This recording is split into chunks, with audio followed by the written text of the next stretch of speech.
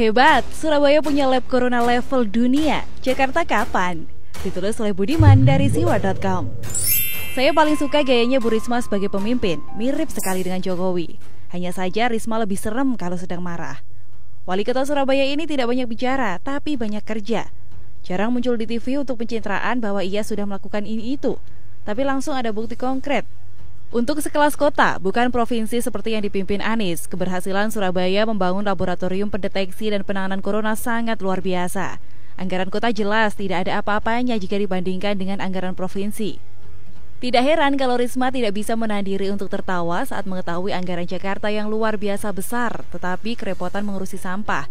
Bagi Risma, tidak perlu uang sebanyak itu untuk membangun sistem penanganan sampah, dan ia berhasil melakukannya. Hal ini membuktikan bahwa bekerja adalah tentang keseriusan dan rasa cinta kepada warga, tentang ketulusan bekerja. Bukan soal pendidikan atau kemampuan komunikasi yang baik saja.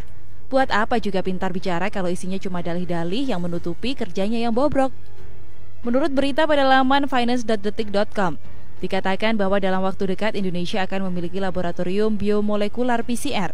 Laboratorium itu merupakan milik RSPHC anak perusahaan Pelindo 3 yang berfungsi untuk melakukan uji laboratorium virus COVID-19 melalui metode swab test dengan kapasitas hingga 500 tes per hari. Peresmian pengoperasian laboratorium biomolekular PCR milik RSPHC ditandai dengan pengecekan laboratorium yang dilakukan Menteri BUMN Erick Thohir di RSPHC pada Sabtu kemarin. Bersama dengan Direktur Utama Pelindo 3, Doso Agung, dan Direktur Utama RSPHC, Abdul Rofid Fanani. Mereka memastikan bahwa seluruh peralatan laboratorium tersebut bisa bekerja dengan baik sehingga bisa dimaksimalkan untuk penanganan COVID-19, khususnya di Surabaya. Mestinya Jakarta yang paling awal berhasil membangun laboratorium semacam ini. Ibu kota negara, pemimpinnya intelektual, dan anggarannya melimpah.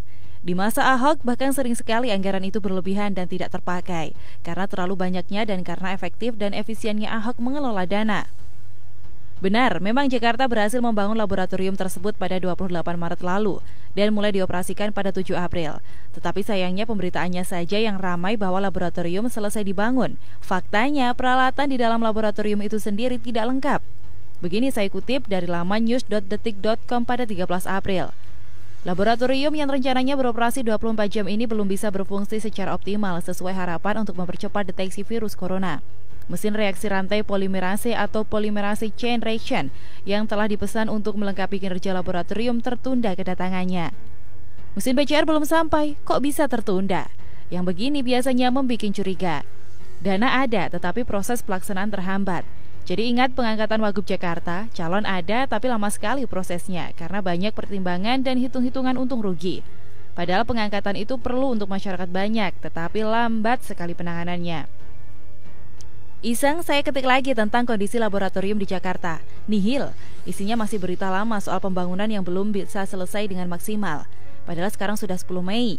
Kalau dihitung sejak pembangunan laboratorium yang selesai pada 28 Maret lalu, maka sekarang sudah 1 bulan lebih waktu berlalu. Dan alat PCR-nya masih belum sampai. Jangan-jangan ada pertimbangan-pertimbangan pula dan hitung-hitungan aneh di belakangnya. Denny Siregar ikut memberi komentar dengan gaya ledekannya di Twitter. Dahsyat! Pak Anies Baswedan akhirnya laboratorium itu jadi juga dengan diam-diam. Ayo bong, silakan kecewa. Sambil menautkan berita dari Detik yang menunjukkan laboratorium level dunia yang ada di Surabaya. Netizen pun ikut-ikutan mencuit, misalnya dari Henswa aja. Saya sangat kecewa. Kenapa Pak Anies justru membangun laboratorium di Surabaya? Terus kita yang warga DKI bagaimana? Harus naik pesawat dulu ke Surabaya kalau mau tes kan? OMG. Saya sudah berkali-kali bilang bahwa level Risma itu jauh sekali kalau dibandingkan dengan Anies. Saya sih berharap beliau pun diperhitungkan dalam 2024. Mungkin bukan capres, tetapi lebih cocok cawapres, karena tahu sendirilah orang Indonesia yang sebagiannya masih kolot akan menggunakan tameng agama untuk menyerang Risma yang adalah seorang perempuan.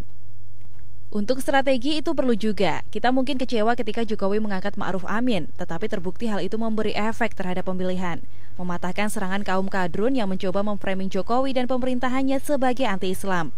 Sementara untuk Anies, rasanya betul-betul cocok kalau Anies dinobatkan sebagai gubernur yang paling cekatan menanggulangi kasus corona. Tapi bohong ya.